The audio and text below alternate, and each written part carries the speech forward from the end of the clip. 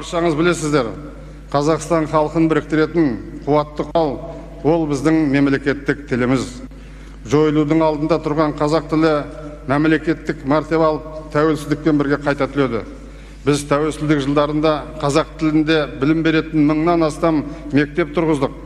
1991 жылы қазақ тілінде білім алған шәкірттердің саны 32% болса, ол көрсеткіш бүгін 85%-тен асты. Енді 2020 жылға дейін мемлекеттік тілді меңгерген отандастарымыздың үлесін 95%-ке жеткіземіз.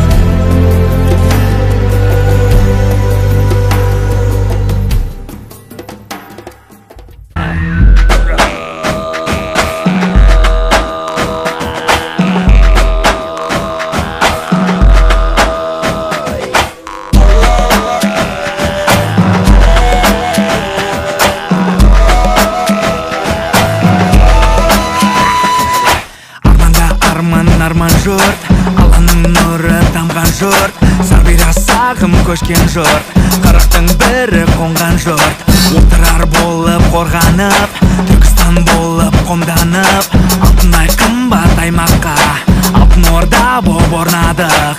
Ұлы жүз болып қауғалып, ұлы бір өрттей қауладық. Орта жүз болып қаламап, ел намысын дауладық. Кіші жүз болып күрестік, табансызбен тірестік. Киелі байраққа қалдық, ел бірлігін сомдадық.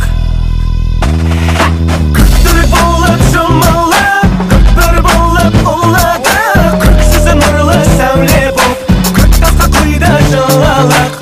Көктеген болып көз жұмып, көкті боп қайта тіріліп. Көк алмас қылы жүзіндей жарқырай беру ұлылық.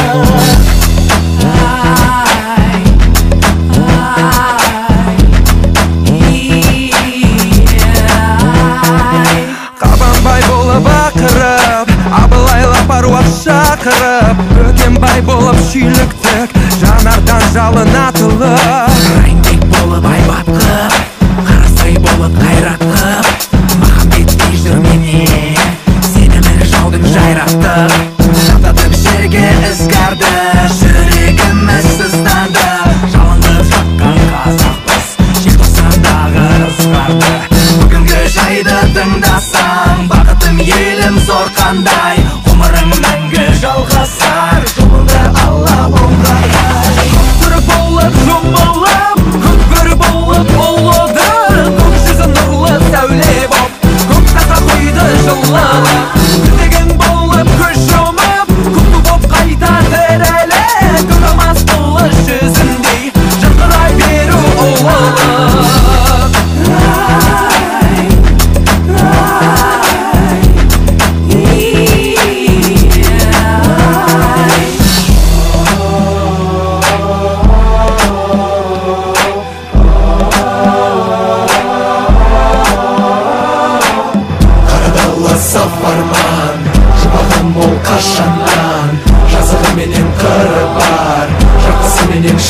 бар жауынгердей жассаң